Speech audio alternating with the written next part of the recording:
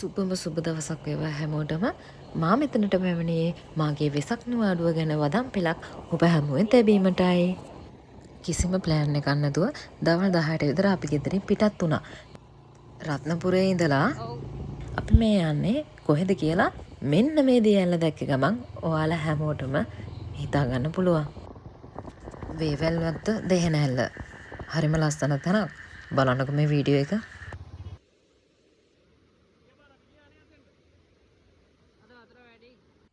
ඊළඟට අපිට හම්බුණා ගලේ පුච්චලා දෙන රොටි අලදණු මාළුවත් එක්ක.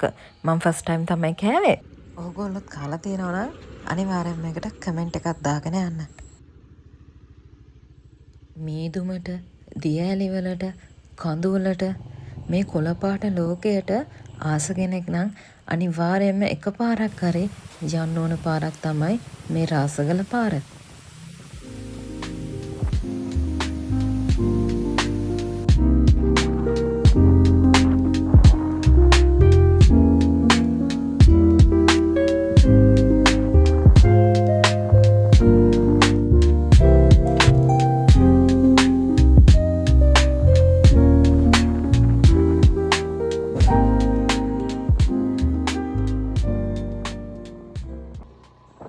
ඔන්න ඔහම තමයි ඒ ලස්සන පාරේ ලස්සන විඳගෙන අපි බෙලිහුල්ලොයට ආවේ. ඉතින් බෙලිහුල්ලොය ලස්සන අරගෙන ඊළඟ වීඩියෝ එකෙන් එන්නම්. එතකල් පරිස්සමෙන් ඉන්න.